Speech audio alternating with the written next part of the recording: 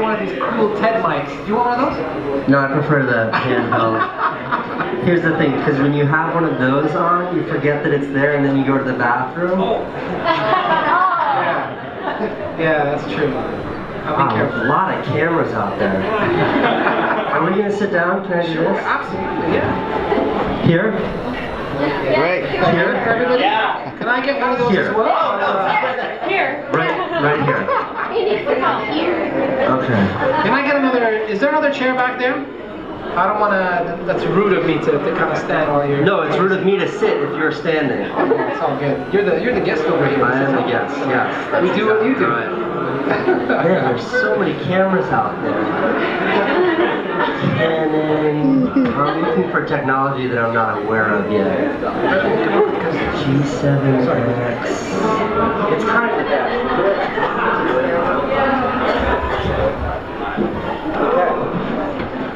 What are we talking about here, guys? So, we got like an awesome seat right under the big VIDXB. I know, this was characterized to me as a fireside chat, so I was expecting a small fire, but... Well, I was just told like 5 minutes ago, somebody walked up and said, I hope this whole structure stays in place because it's packed for Casey's that is not encouraging. I mean, it will be great for our vlogs, you and me. Great content. Yeah. Oh my God. Good clickbait. Listen, I just want to quickly start out by saying today's Friday, and in the UAE, on Fridays it's always family day. And if you miss lunch, your mom like chops your head off. I told her that I have something to do today, and when I told her it was Casey... It's lunchtime right now. Yeah, I know. Is everyone here going to lose their... Yeah, basically, yeah. Thanks for coming, guys. When I told my mom it was you, though, because we watch you every morning for breakfast, she's like, invite him over, you know, he's welcome. So you got an invitation to the house. What's for lunch? Matchboos. Oh, I'm there. I'm in. I want to say, you know, very quickly, you know, when you're in a certain industry, like when I worked for the government for some time, and the epitome of working for the government was meeting His Highness Sheikh Haonan, and I did that. I also was in the food industry, and the epitome was meeting Anthony Bourdain. I did that, and I just turned into a YouTuber, and the epitome is meeting the godfather of YouTube, Casey Neistat. Very kind of you to say. You know, YouTube is like a cauldron. So I always think that there's always such new, fresh talent, and there's so many people there, and so many creators. I mean, I look at how many cameras are here. There's always so many new creators that I think there's always kind of a revolving door of new styles and tones and aesthetics that are always arriving on the platform. So to be a part of that cycle, it's very exciting as a filmmaker. It's probably like the most gratifying thing I've done in the tenure of my career. Yeah, that's amazing. I love being a YouTuber. That's amazing. Look, I just want to very quickly, now obviously everybody's here because of you, and I'm assuming everybody knows everything about you, just like me. Did you guys watch Rewind, the new one? Yeah. What did you think? Okay, here's the thing. I wrote a movie, and I didn't make it, and I'm thinking about, this is true, I don't know if it's like too angry and cynical to make, but it's called YouTube Rewind Sucked. No, because I thought it was terrible, and here's my thing. I'm never one to discourage anyone's creativity. Like, if I don't get your work, I would never discourage it. But I just think that, like, YouTube is this unbelievable outlet for creators all over the world to share our voices. And when you think about, like, 2017 was one of the craziest years geopolitically, socially, like, for a million reasons, one of the craziest years ever. And I think through all of this chaos, we all look to YouTube to try to understand what the heck's going on in the world. And how does YouTube acknowledge that in the video that they produced with all of their biggest creators by having like 5 minutes of green screen dancing to Despacito? I mean, it was so disappointing. It was just absolute nonsense. And it could have been something so meaningful. It didn't have to be serious, it could have been fun, but there was nothing. It was the equivalent of like, instead of having a meal, having a bag of potato chips. It just left me feeling empty and full of shame. So I didn't make the video, but I'm glad I can share my thoughts with you. I think that's actually a perfect segue to something that I wanted to ask you. You know, I recently saw your video with the guy from Eastern Europe, Peter. And you know, I know you talked about copycats a lot for some time, and it was a big discussion. And then you integrate that into your content. Tell us about how the whole process works. How do you take things and then just say, I'm going to use this in this vlog? Like, what's the planning process and things like that? Copycats frustrate me, not because I care. Because I think if somebody copies you, it doesn't hurt you. Like, it doesn't take you down at all. But it frustrates me because I think that YouTube as a platform, as long as you're copying or emulating someone else, you'll never succeed. You'll never find your own voice. Because why would somebody want a photocopy when they can have the original? You always need to build on that. So I'll always preach that from the mountaintops, because I think, like, you want to succeed in this platform, find your voice. Ignore what other people are doing. But Peter is not someone that I would classify at all as a copycat. I think that what he made was a video that was just kind of making fun of me, and it was like an homage to all of, like, the most extreme aspects of what I do, but done in a really funny, clever way. And he's this young guy from the Czech Republic and doesn't have a lot of resources, but he made this crazy over-the-top video. 2 of them, right? Yeah, and I thought it was really flattering and funny, and he came all the way to New York, so whether the video's about me or not, I always believe in supporting creators that are out there trying to do their thing, and he is definitely that. Awesome. You know, we have a lot of... See, I told you to get one of these. Didn't mess with it. You know, I mean, this region is quite new. We did some events a couple of years ago, and we struggled to find YouTubers in the region. But recently, it's blown up. You know, there's a lot more creators coming out of this region. But there's still, like, a lot of questions about what's important from the get-go. What is the most important thing that you need to focus on, and what you need to do to kind of get to a level where you are a consistent content creator? Is it every day? Is it once a week? Is it good equipment? Is it a good story? What kind of advice do you have for newbies? I think it's only ever one thing, and that's sort of that's the quality of your content. I think the things that people point to that are like having good cameras and good equipment and proper edits and consistency, I think all of that stuff sits way in the back seat compared to what's out front, which is making content that really, really matters. And there's a number of YouTubers that are just huge YouTubers that do 20, 30 million views per video, and they post once a month. And they're huge. And then there are other videos that are there are other creators that are really meaningful and have huge audiences. I'm thinking of, like, the Fun for Louis of the world and the Ben Browns of the world, and they do 70, 80,000, you know, on views per video, which is a lot, but it's not, you know, it's not PewDiePie level views. So I think you can build an audience regardless of what your style is or what the magnitude is, but I think at the core, you have to tell a story really well. And I think when you look at a platform with 1.3 billion users, the only story that you should really be focusing on is your story. And when I think of kind of the growth that you've seen in the Middle East on YouTube, it's because there are a lot of unique stories here that the world doesn't really know about. So I think that presents like a tremendous opportunity for this part of the world, because people are curious, people want to know. And it's very hard to understand that through the lens of, like, traditional media and mainstream media and television and stuff like that. But when it's an individual sharing your individual story, I think you will find an audience. So my advice always is just focus on telling a story really well. In order to tell a story well, you have to know the story well. And one story that everybody knows better than anyone else is your own story.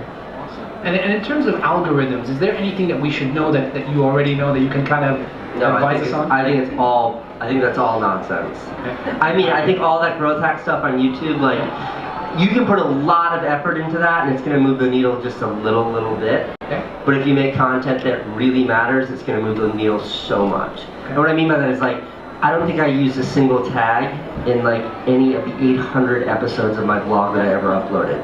Just tagging is such a pain, and it requires too much thought, so I just never used it. And they never had any trouble finding an audience. So there are ways you can manipulate the platform that'll give you little nudges, but if that's your focus, then you should rethink what you're doing altogether. I watched the video of you, and I can't remember where it was, but you talked about your friend Ben Brown, and he said something like, you know, If you stop, you know what's going to happen, but if you continue, you don't know what's going to happen. And I refer to you creating content on a daily basis and how long that takes. And is it important for you to do that, to continue to do it every single day? And can you do it every single day? How long for? Do you have to do it every day? No, I don't think so. But I think continuing to do it really matters. I think Ben is such a brilliant YouTuber and somebody that I've learned so much from, because he did daily for so long, and now he's shifting to really super like top-notch productions on his channel. But I think you have to keep doing it, because if you stop, one thing happens: you fade away. Somebody else will come in and take your place, because all of us as viewers, we only have so much brain space. So if somebody fades away and somebody new comes in, you get displaced. That's what happens. But if you keep going, you're forced to find new creative outlets, you're forced to find different voices, you're forced to find new creativity, and to me that's the most exciting thing. I made a video a little while ago. It was not a good video.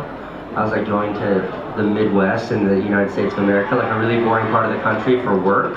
But I was on an airplane and I was really bored. And I was like, I want to shoot something, but like I literally can't film any more of me sitting in an airplane seat and expect my audience to actually care. And I remade like a 1-minute scene out of one of my favorite movies called Fight Club. And like I love that movie. I'm such a big fan of Fincher, and like Ed Norton is so good in that. Yeah. And I just recreated that, and that was such a fun thing. And like when I finished it, I was like, yeah. Then the rest of the video sucks, and I was like, who cares? I was so psyched about that 1 minute. And I would have never forced myself to do something like that if I wasn't constantly creating. Like if that day I'd been like, man, I don't have anything to say today, I wouldn't have done it, because I was like, no, I'm gonna make something. Yeah. I forced myself to do something that's sort of a little bit out of the wheelhouse of my comfort zone. And that's the most exciting part of YouTube, is that, you know, I've made feature films. I spent 2 years of my life dedicated to making one movie. And there's not a lot of malleability there. There's not a lot of room for error. But when you're making something every day, or twice a week, or once a week, or there's a lot of room to mess up and find your voice and play around with it. I think of it as like, I don't know if you guys watch a lot of American television here in the Middle East, but if you think of like 30 Rock or Curb Your Enthusiasm or any of like the great TV shows, the actors that are in that TV show, I think those shows like really define those actors. Like Alec Baldwin, who's like a fantastic film actor, but really it's his role in 30 Rock that matters, because it's a new show every week and he can try new things and he can try different roles and he can be funny or he can be serious. And movies don't give you that latitude when you're making one movie, but on YouTube you can create something new every time you upload. And that was the part of daily that I fell in love with, and that's what I still love now that I upload 3 times a week. I haven't posted in a while. I had to go to Dubai, but as soon as I get a minute, I've got some real winners in the hopper for you guys. No, I guess that's the great thing about YouTube. I guess for me, when I look at YouTube, I look at the people that persist. They're putting in a lot of work, and when you're successful on YouTube, you're putting in that work. You know, it's not you can't do this quickly. Yeah, I don't think you can be lazy, because the audience cares. And if the audience cares and you don't care, the audience will realize that. You know, see, any YouTuber, any thoughtful YouTuber, all thoughtful YouTubers know and respect their audience, just how smart their audience is and how engaged their audience is. And if there's one thing that's strong in an audience, it's their ability to sort of detect nonsense. Yeah. When you stop caring. There's like a funny thing, like comments, the worst thing on planet Earth. Like the haters, the nonsense in the comments, none of it bothers you except for one thing, and that's when the comments tell the truth. Like make fun of me for days, like pick on me, say stupid things, none of it, but like it just, who cares? But when they say something that's truthful, it hurts so badly. And for me, like that's when I stopped my daily vlog, like when I first stopped it, and I was like, I'm not doing this anymore, I want to rethink what I'm doing on YouTube. It was because for a couple of months, like 3 months, I had sort of lost my way. I hadn't stopped to catch my breath and really thought about why I was doing this. It was just going through the motions. Like the easiest way, the laziest way possible is what I was doing, and I was never able to catch up. And a lot of the comments were like, they hit home because they were telling the truth. They were like, this used to be interesting and now it's just what you're up to every day. And I was like, no, that's exactly.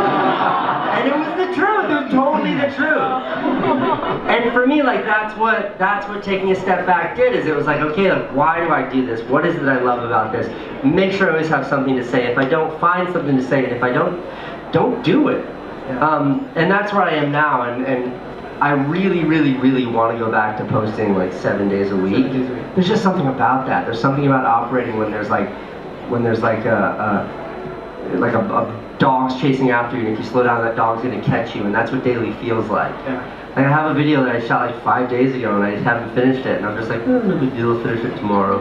But if it was daily, it was like, no. You stop at nothing to finish that. And you're still I like doing everything yourself, Casey. I mean, is that something that you see continuing to happen? And you've talked about that before. You said nobody else can be me and show my perspective, so it's got to be me. Yeah, I mean, I think that Jake and Logan Paul, who are very divisive YouTubers, but they're friends of mine. I think that the thing that they brought to the platform that was really interesting is they don't do their own productions. They travel with friends who are super talented filmmakers who are filming them and then do edit them. They do all the production work for them, and it makes them just personalities. And I don't say that to discredit them. I say that I think that's a very smart progression on the platform. But for me, I think me being a personality comes secondary to what I really love about YouTube, which is actually creating. So I just use myself as the subject matter because I don't have anything else to talk about but me. But my love is actually making stuff. So I like, remaking a scene from Fight Club wasn't about me in real life. I was pretending to be Edward Norton, but it was the act of making it that I love doing. So I do it all myself because that's what excites me the most about creating. But I do think that now we're seeing the tide shift on the platform a little bit, where you're seeing some creators bring in collaborators to remove some of the burden of creation, to up their output and focus on themselves as talent instead of themselves as creators. Speaking of collaborations, I know that you do that a lot. By the way, Jesse, I mean, you and Jesse, those are the two that I watch every single day. Jesse. Yeah, he's awesome. Jesse Wellens, guys, if you guys don't watch him. Prank versus Prank, originally, you guys. I was actually in Venice Beach a couple of days ago, like walking around saying, Jesse, Usually he's on his electric skateboard with no shirt on, just zipping up and down the beach. I couldn't find him, but I want to talk about that a little bit more, because when I look at the music industry, I think, when you look at how people collaborate in the music industry, it works. There's a formula, and it's good. Is it the same on YouTube? Is that why you do it? No. In terms of a value for both collaborators, I think there's an argument for that, and I think that collaborations as transactions are something that you see a lot of on the platform. I don't like that. Meaning that like you come on my channel, I'll go on yours, and we both promote each other. I think that's pretty uninteresting. I think the more interesting opportunity is the fact that you're able to create something with another person that you couldn't create on your own. And that's why I put a lot of effort into collaborating with not just big YouTubers, but creators that I find really interesting. My friend Molly, who lives in Toronto, she is completely blind. She's visually impaired. She can see nothing. And she's a fantastic YouTuber. And when I first watched her stuff, I was like, this makes no sense. I was like, her footage, her videography is better than mine, and she has a really good excuse for it to not be better than mine. And I was fascinated by her, and when the opportunity came up to work together, I jumped at it. And it wasn't because I thought there'd be an opportunity for me to get new subscribers, it's because I saw an interesting opportunity. So for me, collaborations are about creativity and about, really my favorite thing is shining a spotlight on creators that maybe my audience isn't aware of. And I think that's a really optimistic part of it. But I think transactional collaborations are kind of uninteresting. I want to talk a little bit about distribution. Distribution of content has always been, and I think continues to be a little bit of an issue in this region. We're a region that basically imports everything. And I think YouTube might be the thing that's going to break that. We're starting to see a lot of creators. We might be able to export some content, finally. What has distribution meant for you? Because I know you went from HBO, those days, to YouTube content creation, and you're in control of your creative content, but also where it goes, how it goes, who it gets to. Tell us a little bit about that. Yeah, the most frustrating thing for me when I worked in TV and when I worked in films was that you have your creativity, which is like you and your idea, and then you have your audience. And in between those two facets are like producers and channel heads and studio heads and all these filters between the creative and the audience, and I hated that. I hated all the politics associated with that. And I think for me, the most exciting thing about YouTube, the thing I romanticize the most about YouTube, is just purely like your creative idea and then your audience. When you click upload, it gets shared to the world. You are the arbiter of what you want to share, and I think there's something really special about that. If you think of like a painter decides when this painting is done, and then she hangs that painting on the wall, and the world gets to see it exactly as she meant it to be seen. It doesn't get put through filters, and other people get to say, nah, a little bit more red, no, a little bit more like this. It's just purely her inception of her expression of creativity. And that idea is what I love most about YouTube, and that's why I say that, you know, like everybody in here in their hands right now or in their pockets has a phone that has an internet connection and a good enough camera to capture something. And with the YouTube app, you literally have the camera, you have the production device, and then you have the ability to distribute it to a global audience. And like to try to conceptualize an idea like that 10 years ago is unfathomable, but today it's ubiquitous. It's something we all have access to. And I think it truly like egalitarianizes. It makes fair one of the most elitist art forms that's ever been, which is filmmaking. Amazing. And I love, you know, how you talk about the audience and their comments and all that sort of stuff. How do you continue as you grow to stay connected to? Are you able to read all those comments?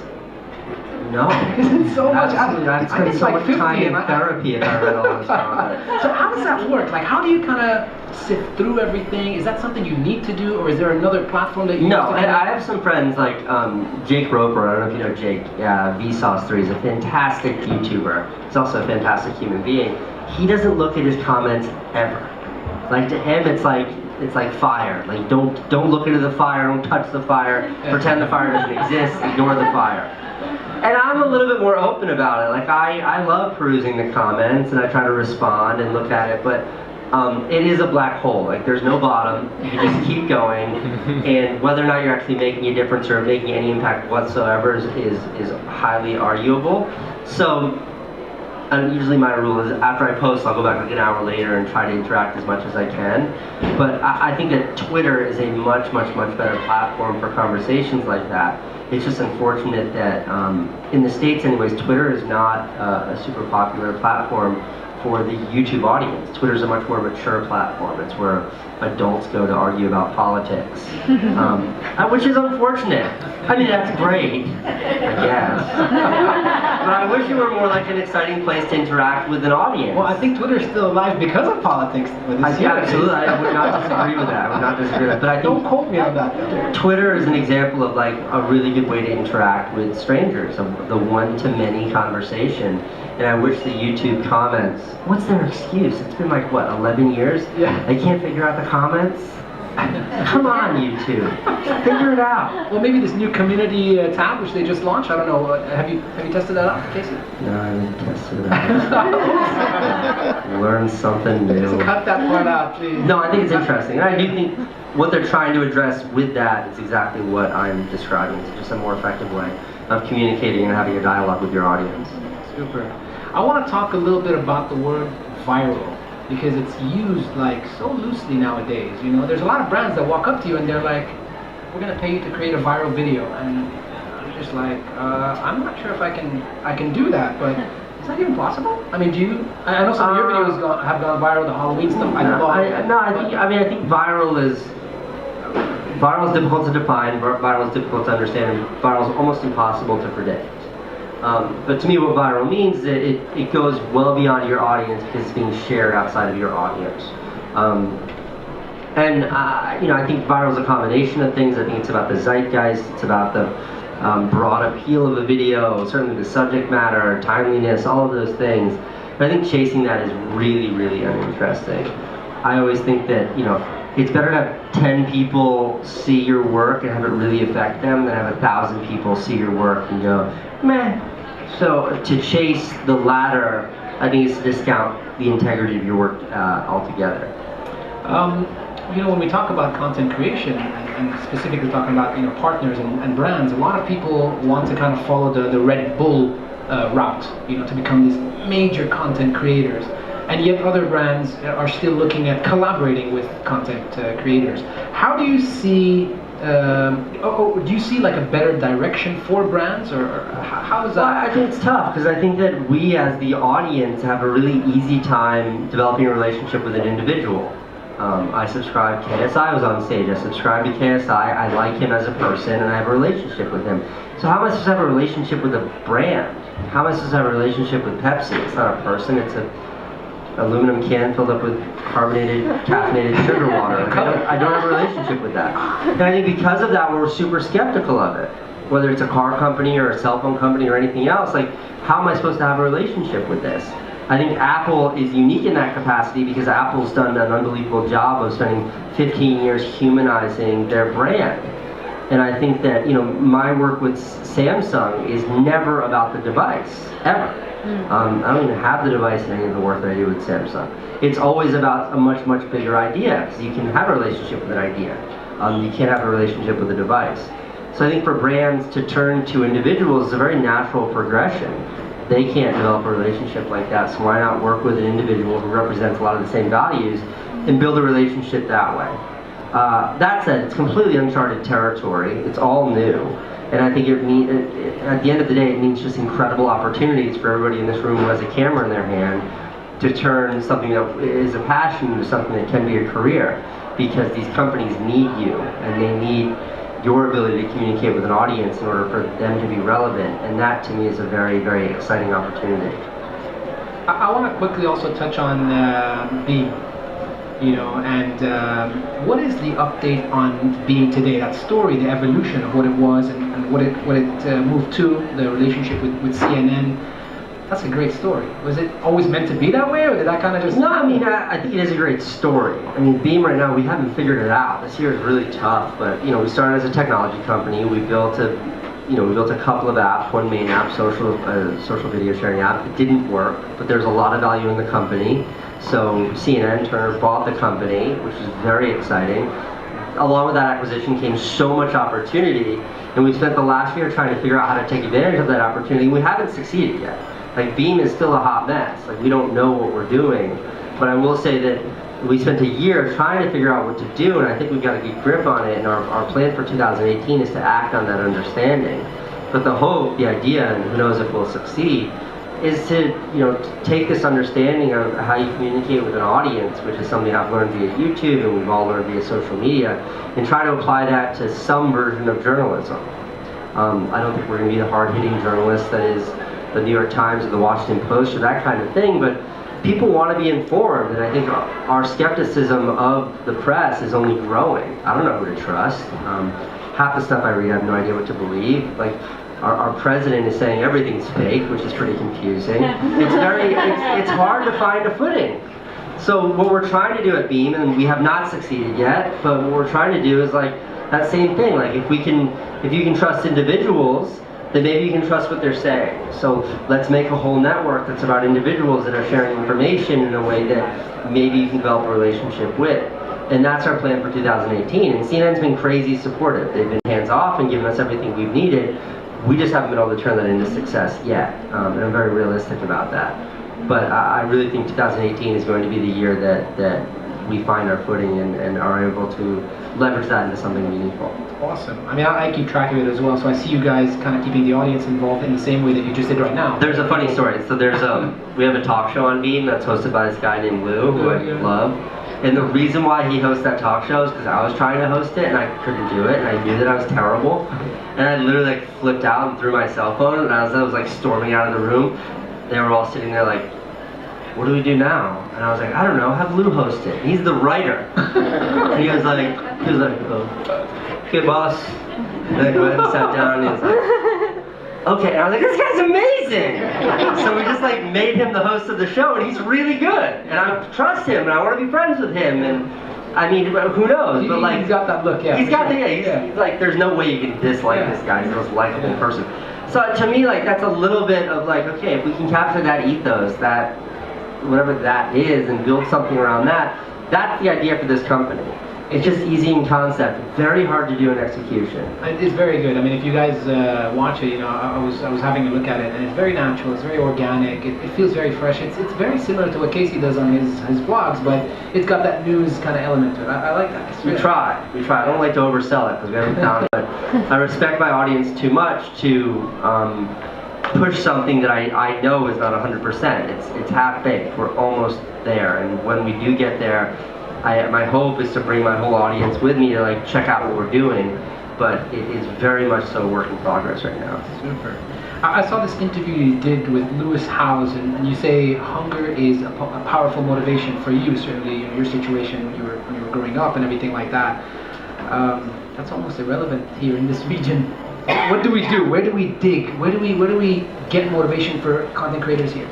I don't know. I don't know about motivation for content creators, but I know about just ambition in general.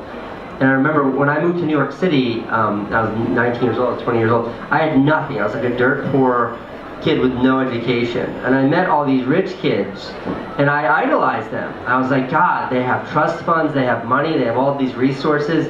All these worries that I have that I don't get to sleep over because I don't know how I'm going to eat tomorrow, they don't have, and I was so jealous of these people. And many of them I then watched grow up, and we grew up together, and I watched them grow up and to really struggle to find a purpose in life because they didn't have to. They didn't need to find a purpose. They didn't need to go out there and fight to find a job. They didn't need to go out there and just like take no prisoners and work through the night because their survival was on the line. They could always be like, I'm just going to go to bed. I've got a trust fund that'll be there in the morning. And as I found success, that jealousy or envy that I once had for them is now turned into pity. I feel bad for them. And I thank God I wasn't born rich. I'm very happy that I had to struggle so much early in my career because that's my source of motivation. I know what happens if I stop or go easy. And it sucks. It's terrible. I never want to go back there. So I'll always be fighting. So in the absence of that, I don't know. I don't know because that's all I've ever known. That said, one of my favorite people in media is a journalist named Anderson Cooper. He's on CNN. You guys know him? Yeah, of course. He's like the most handsome man alive. He is fantastic, and he works like I've interacted with him a little because of CNN. He works around the clock, and he is just like he's a fighter. And he's gotten to where he's always fought, going to war zones, telling the stories nobody else tells. And he comes from one of the richest families in the United States of America. He is royalty in the States, meaning that he never had to do any of that, and he would have still had a very cushy, very comfortable life. So I say that because that is something I can't empathize with, but when I look, I do see people who are able to find their passion and their motivation behind that, despite the fact that they don't have to. They do it because they want to. So I don't mean to sound discouraging when I say, I only know my way. I think there are myriad ways for this to manifest, but I think that a life without motivation, a life without a passion, can be a very unfulfilling one. And I want to end with one last question because I think our time is our time up. Getting close? Yeah. So obviously when I told people they're on the suddenly us Arabs are like on time. Come on.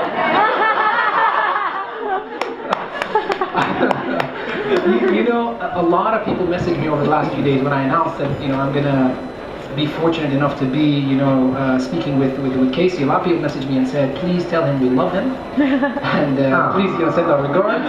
And I don't have a huge audience. It literally was like I'd say in the hundreds. And 50% of my audience is Arab. So I just want to focus on that. 50% are international. But that just shows that you've resonated with the youth over here. And I say that because it's difficult. We live in a region where historically all of our role models have been the royal family, right? Like we look up to the royal family. They've done great things. They really when you look at everything that people know around the world, it's because of them. They're very down to earth. And I speak about the UAE mainly. I don't want to talk about the rest of the region, but you've hit a note with people over here. And today, I can tell you, there's nobody here that's doing anything on YouTube that hasn't taken at least one little bit from Casey Neistat. There's certainly something that they've taken from you. And it's very important with the current sentiment around the world that we continue to build YouTubers who empathize with you, who really understand you, who like what you do, and can continue to do good like you do, Casey, your content and all. It's very important, you know, so you got their ears, these guys, you know, it's very important. We don't need tens or hundreds of content creators in the Arab world. We need millions, because we need to really show that we are all more alike than we are different. What can you tell these people? What encouragement can you give them to continue to grow? Well, I mean, I think that, I don't know how to say this in a way that's entirely apolitical, but I think that the United States is such a siloed place, and there's, you know, more people in the States have never left the country than people that have left the country. And because of that, there's a real lack of understanding. There's a lack of understanding culturally, societally, certainly geopolitically, from an ideological perspective, from a religious perspective. And I think with a lack of understanding comes fear. If you don't understand your neighbor, you're terrified of your neighbor. And this is why, when I preface this whole talk by being pissed off about YouTube Rewind, is because YouTube Rewind, or YouTube as a whole, is a way to fix that. It doesn't matter if you've never had the opportunity to fly to the Middle East and meet a group of people like yourselves. You can see on YouTube that we're all alike, and we all have the same struggles in life, and we all have the same desires and ambitions in life, and we're all kind of the same. We're all the same. We're all the same.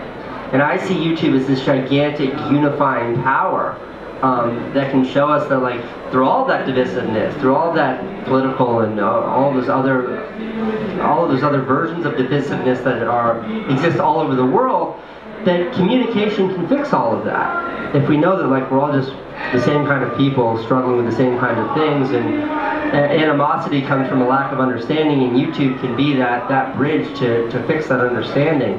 So my advice is not to overthink that, but to, again, go back to sort of sharing your own story.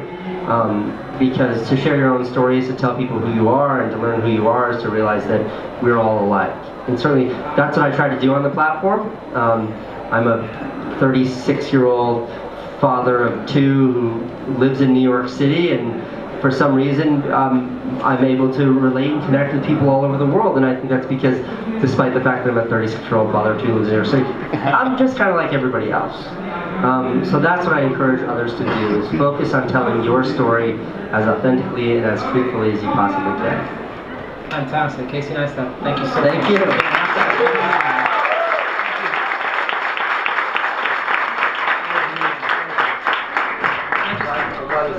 Oh yeah.